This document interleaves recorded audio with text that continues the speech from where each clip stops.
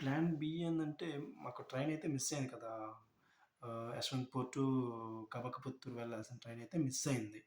So, మేమేం చేసామంటే, Haasan జంక్షన్‌కి reach అవ్వడానికి ఏ ట్రైన్ ఉందని చూసుకున్నాము. చూసుకుంటే శివమొగ్గ ఇంటర్సిటీ ఎక్స్‌ప్రెస్ అయితే ఉంది. శివమొగ్గ ఇంటర్సిటీ ఎక్స్‌ప్రెస్ అయితే మామూలుగా అయితే హాసన్ జంక్షన్ అయితే వెళ్ళదు.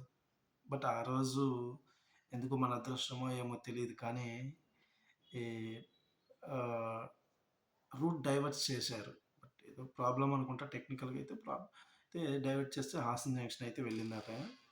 మేమైతే ఆహ్, హాసన్ జంక్షన్ అయితే రీచ్ అయ్యాము. యశ్వంత్‌పూర్ నుంచి హాసన్ జంక్షన్ అయితే రీచ్ అయ్యాము. అది శివమొగ్గ ఇంటర్సిటీ ఎక్స్‌ప్రెస్. ఆ రోజు మాకు 9:15కి అయితే యశ్వంత్‌పూర్‌లో స్టార్ట్ అయింది. మేము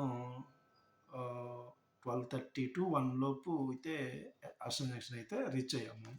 మామూలుగా అయితే ఆ ట్రైన్ అయితే వెళ్ళదు. మీరు వెళ్ళాలనుకునే టైం చూసుకొని ఏ ట్రైన్ అయితే వెళ్తుందో ఆ ట్రైన్ రీచ్ అవుతుందో లేదని చూసుకొని మీరు వెళ్ళండి.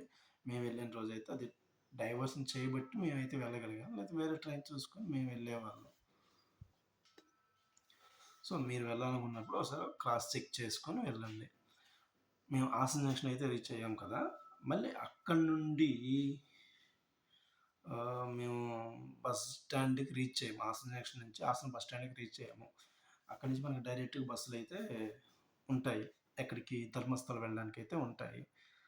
ఆహ్, ధర్మస్థల వెళ్ళడానికైతే మనకి బస్ ప్లాట్‌ఫామ్ మీదకైతే వచ్చేసింది.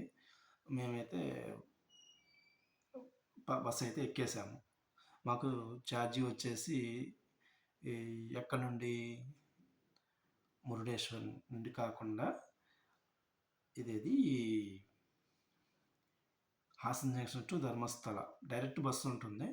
మాకు ఛార్జ్ వచ్చేసి 150 రూపీస్ అయితే ఛార్జ్ చేశారు బస్‌కి పర్ పర్సన్‌కి. మేమైతే ఇద్దరం వెళ్ళాము. పర్ పర్సన్ 150 అయితే ఛార్జ్ చేశారు. నెక్స్ట్ ఏంటనేది నెక్స్ట్ వీడియోలో అప్లోడ్ చేస్తాను చూడండి.